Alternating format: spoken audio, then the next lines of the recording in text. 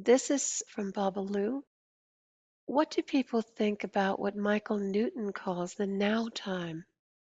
He says in between lives, there is this now time where everything that ever happened or will happen can be experienced in the now. Doesn't make sense to me how the future can exist already and still have free will. Tom doesn't talk about the future being set, but seems like it would have to be if this now time were a thing. I'm doubtful about the now time. Well, so am I. I'm doubtful about the now time too. Now, what you could see is everything that has happened. You could see everything that could have happened but didn't happen. And you can see everything that might happen and the probability that it will happen. So all of those things are there. And yes, you can take tours through the past databases and also the probable future database. But the future isn't done yet. We make choices. Every time we make a choice, we modify those probabilities. The probabilities change. If I choose to move to Boston, well, now that changes probabilities all over.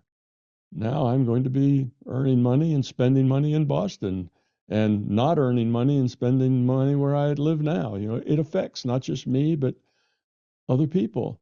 You just change the probability. So when you make a choice or a decision, a lot of these decisions change the probability. I decide that I'm going to, work 16 hours a day because I'm really busy.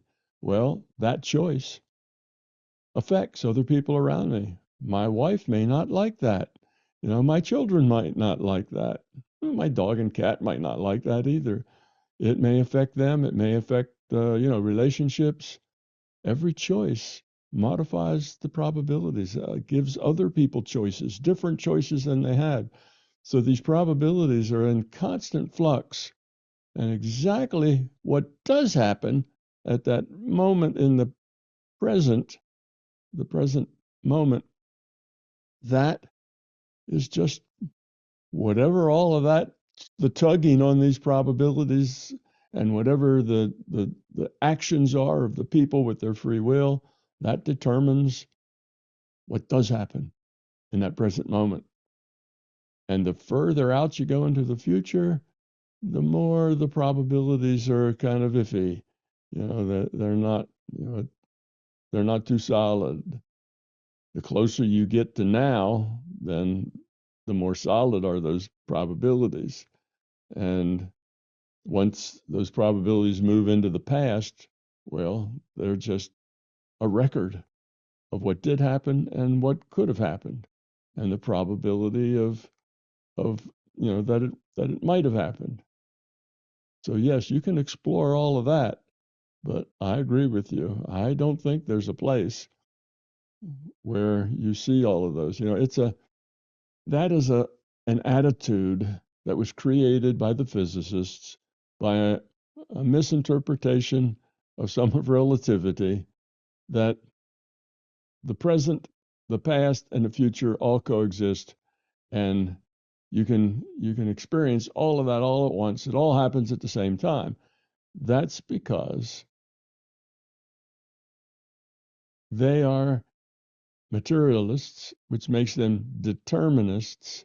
When they realize that they're determinists, because if you're a materialist, you have to be a determinist if you're being logically consistent. And determinists will have to tell you there is no time. You see, they reject time. So then they have to say this thing that is intuitively nonsensical, that the past, the present, and the future all exist together, and there is no time. Time is an illusion. And of course, that doesn't make any sense. It's just as silly as it sounds. It sounds silly, it is silly. So, but it's accepted. Physicists, the high priests of Western culture, say this is the way it is. So all the people in our culture pretty much go, right, past, present, future's all the same thing. It all happens at once and doesn't happen here. But when you've died and you're on that other side, you're between lives, I bet it could happen there. Well, no, it doesn't happen there either because it just doesn't work that way. The past, present, and the future are not all at one time. That's just a determinist fallacy. If you're a determinist, you have to believe that. You also have to believe that there is no free will and that there is no such thing as consciousness. None of those things can exist if you're a determinist. So, and that's all silliness. Of course, we make choices, and of course, we're conscious. And of course, there's time, a before and an after, and a time at the present when it moves from before to after. So anyway, I agree with you. That's just not true. Now, what a person could do, and they often do when between lives, is they do look at their past to get some context for assessing issues that they might have, things that they haven't done so well, things that they really need to learn. So they can look at past lives, look at their interactions, look at the, you know, things they did, problems they created for themselves, and so on, because that helps give them a context for what they wanted to do in the next life. It kind of helps them see where the problems are. So that's why they would look at the past. Now, they could also look at the future probability to get some kind of sense of what the next life's going to be if they don't do better, if they don't make better choices. If you don't make any better choices, look, you're going to get just about the same result.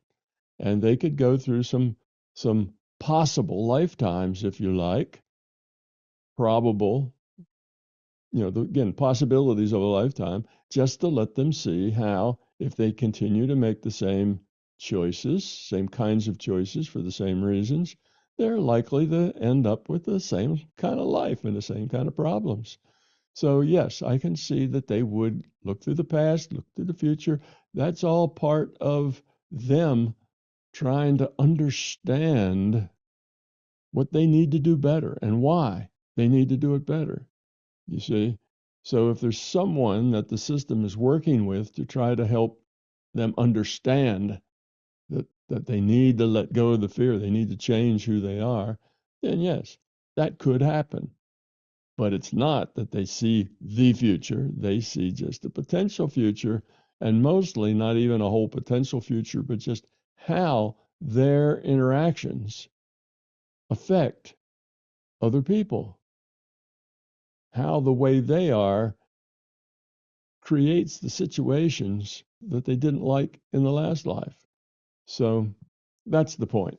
So, yes, that can happen to an individual, although I don't notice that happening that often. I do notice a lot of times people are shown the past, and I suspect they're also shown, well, if you don't change here, what the future's going to be like. It looks just like the past, doesn't it? Yes. Well, what are we going to do about that? That's sort of a lecture from their helpers there. So, yes, I suspect that much is true. But because in our culture, this idea of the past, the present, and the future all happen together and there is no time, nobody thinks that that makes sense, but everybody believes it because the physicists say it and they're the high priests. So you'll find that all over the culture. I even notice sometimes that there's some Buddhist yogi someplace who is a very high quality of consciousness. And even they will say these kinds of things. They will they will abide by the statements of the high priests of culture, our physicists, because if they don't, they'll be seen to be wrong. Because the physicists, the high priest, determine what's true. And if the physicists say that, and you're some yogi and you say, no, it's not like that, then, well, you have to be wrong.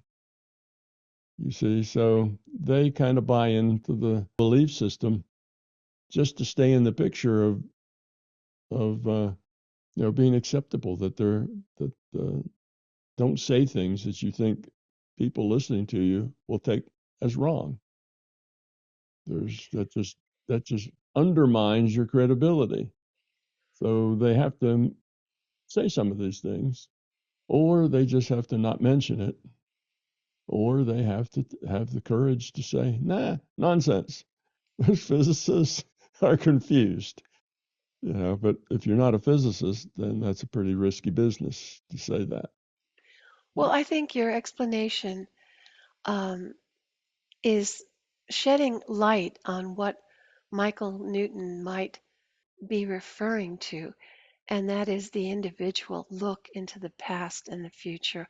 He's talking about life between lives, that now time, and the way you explained it is very clear that that is probably what he is actually meaning and not necessarily the material physicist kind of way. Yeah, but I think he might jump to that conclusion because this is part of our culture. Sure. That's what our culture thinks. So I think that's why he would interpret it that way. Our culture doesn't think that the future is probabilistic. So he's not likely to say, oh, they're just looking at the probable future, because probable future is only a concept in MBT. It's not a concept anyplace else. So he's going to say what our culture believes mostly, and that is that all the times, past, present, and future, they all are at the same time, and so on. And when Michael Newton gets his data, he got data by regressing people. Right? He regressed people so that they were telling them about their past lives. But then when those people say, "Well, here's what happened," you have to realize that's their interpretation of what happened. Okay? That's their understanding of what happened. And their understanding and interpretation is dependent upon their level of awareness, their level of understanding, how much fear they, all that. It comes colored through their own and through their. Now, he listens to that interpretation. He's got a guy on a bed and he's regressed him and he's saying things that are his interpretation. Then you have the therapist who's listening to that interpretation, and he has to make his own interpretation of what the person says based on his understanding and his knowledge. So you see, every time that happens, you have each person has to do an interpretation based on their own experience base, their own knowledge, what they've read, what they've understood. And if you're in our culture, you'll understand that consciousness, time, free will all don't exist. They're all hallucinations.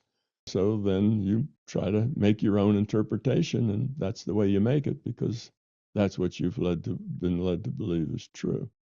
So I can see that it works that way. The therapist doesn't have any better handle on the truth than anybody else.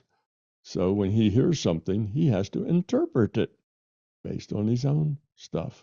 Well, his own stuff now includes what the high priests of physics say, or high priests of our culture say. That's part of his experience base. He read it in a book. Thank you very much. I hope that clarifies the concept of Michael Newton's now time. Thank you. I and MBT Events hope you liked this video. We will continue to post videos for free on my YouTube channel, but please understand, these videos are expensive to produce. They represent many thousands of hours of production and editing, as well as all the necessary audiovisual equipment, computers, and software. If you find something of significant value in our videos, please consider supporting their production through our Patreon account or through a one-time donation. It would be very much appreciated. The links are in the description below. Thank you.